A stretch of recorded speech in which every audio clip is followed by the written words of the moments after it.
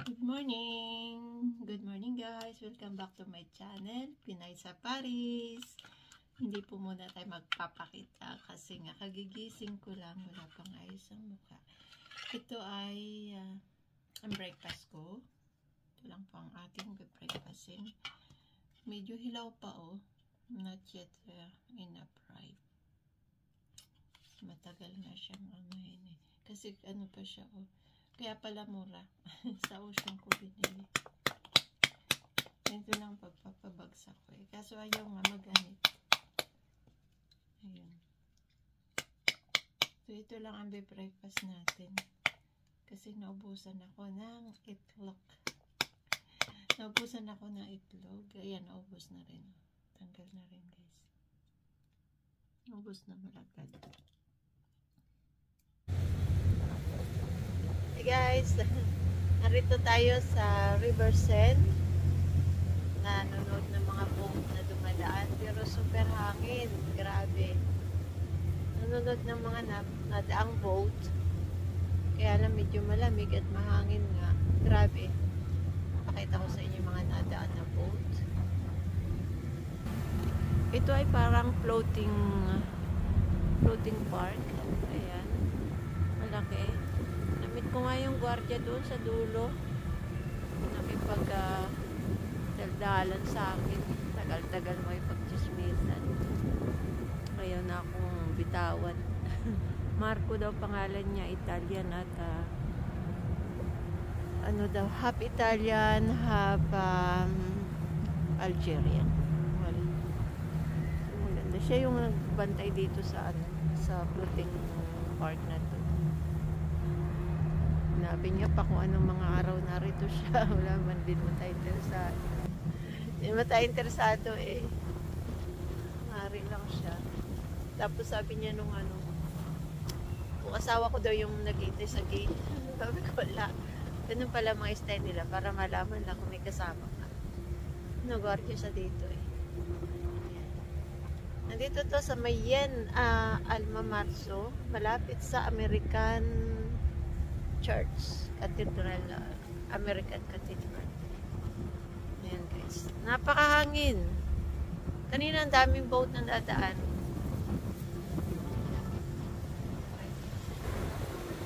Ayan, meron dito isa. Hindi ako magtatagal dito guys kasi masyadong mahangin. Sana magtambay. Kung magandang weather ay maganda tumambay dito. Pag ganitong mahangin, nakakatambay. Ayan, talagang malakas. So, ayan, maganda naman itong park na to. Ayan. Malawak siya. Pwede naman mag-picnic, bawal lang yung mga alcohol dito. Bawal yung sigarilyo. Tapos may pit yung guardia. Ayun yata yung guardia Ikot-ikot. Ikot-ikot. Doon naman yung puntahan. Ayaw ko na siya makausap. May tsura naman guys. Kaya lang dance type. Hindi tayo.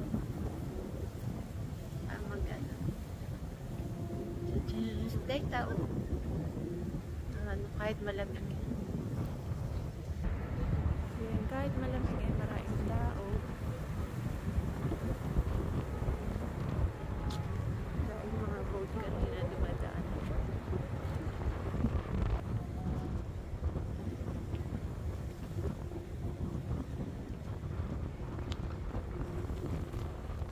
So dumaan lang tayo dito. Kala ko kasi magandang tumambay. Pero grabe palang hangin. Lakad-lakad tayo ng konti.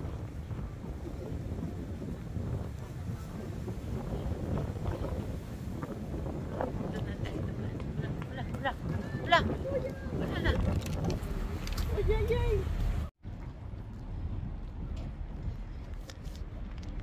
So yan guys, at tinawag ko si Marco.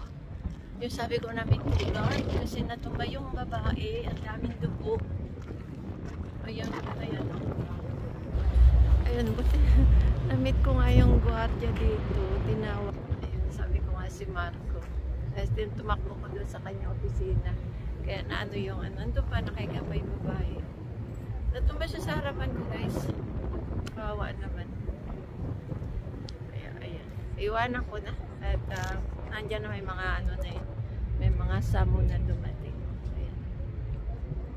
Naubos tuloy yung clinics ko. Kasi dami niyang dugo. Bigay ko sa kanya yung ano. So yan, lakad na ako. Iwanan ko na at may mga samo na naman. So gustong gusto ko guys itong lugar na to. Hindi dito masyadong matao. Ito ay katabi ng Alma Marso. Yung anong yan ay Pudalma. Yun. Pudalma. Wala masyadong tao. Kaya lang dito pag maglalakad kayo guys, dapat naka rubber shoes. Kasi yung sapatos ko ay hindi rubber. Yung suit ko kasi may tako. Mahirapan ako. Hirapan ako maglakad. Ayan na, Eiffel Tower. Ito lang ang mamimiss ko dito guys. One day na nag-for good ako sa Pilipinas. Yan ang mamimiss ko. Yung nasanay na ako mag-walking mag-isa, mamasyal mag-isa. Tapos walang problema. Kung gusto mong magkaroon ng peace of mind, maglakad kang mag-isa mo.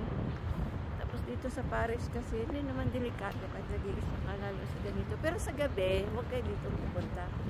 Kasi may mga nakatambay dito sa gabi.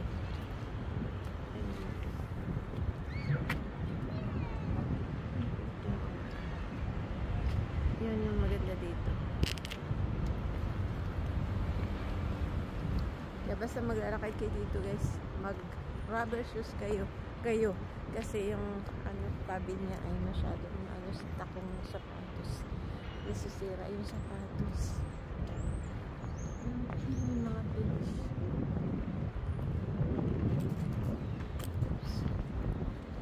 Finish. Naalala ko kanina yung babaeng na natumba talaga sa harapan ko. Kawawa naman, 83 years old na daw siya. Pinunas ako yung dugo sa mukha niya.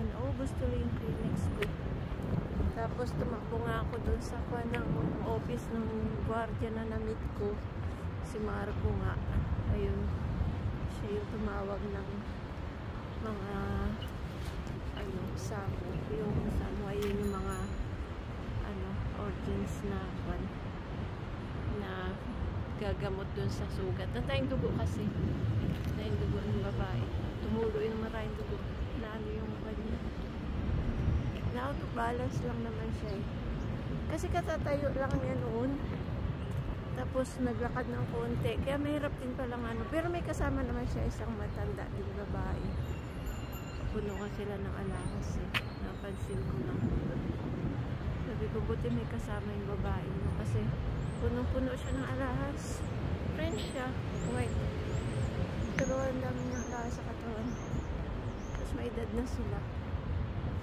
Hirap din yung mapupuno ka na alas, tapos ganyan matutumba ka, tapos mag-isa ka, no guys. Hindi mo alam, tapos biglang nahilo. Pero may ano pa naman siya, hindi naman siya nawala ng malay tao. Nakakausap ko pa ngayon. Pero dito guys, pag natutumba yung ganun, hindi nila yung binubuhat. Nag-iintay talaga sila nung manggagamot na siya yung gagalaw. Kapag may makikita kayo, wag niyong gagalawin. Sila yung yung sabo o yung ambulance ang gagalaw doon.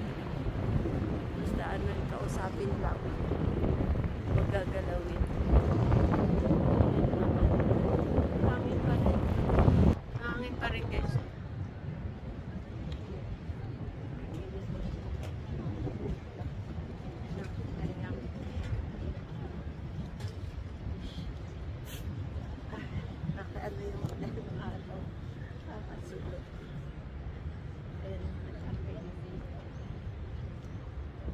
Ayan, mas maganda dito ang kanang Eiffel Tower.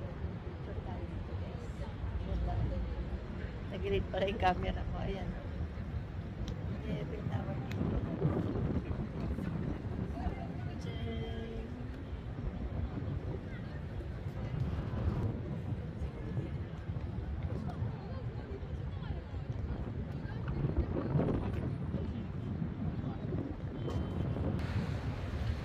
ganda ng ano dito, finish.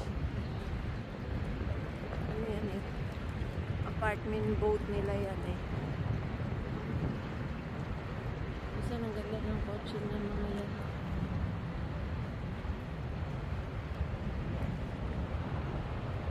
Ayan guys, at kala ko magpakadangga sa bahay. Kaya lang yung sapatos ko ay hindi yata makakatagal. Pero naman parang ano siya eh. Don Juan number 2 siguro, parang restaurant yan. Hindi ko alam. Don Juan.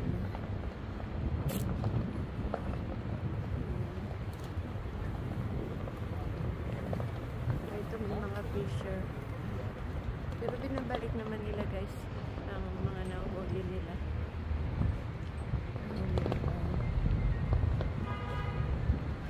Lalaki ang mga isda dito eh.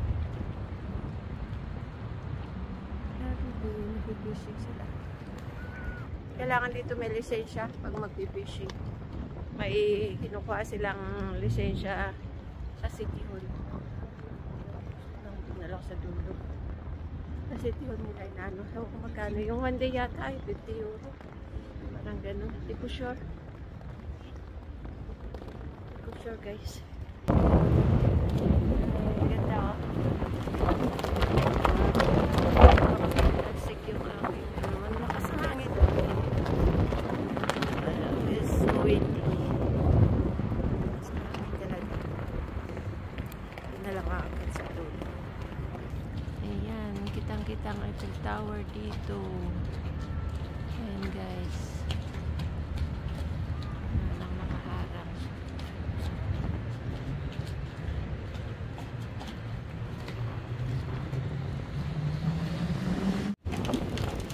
The beauty of Eiffel Tower. Ayan guys.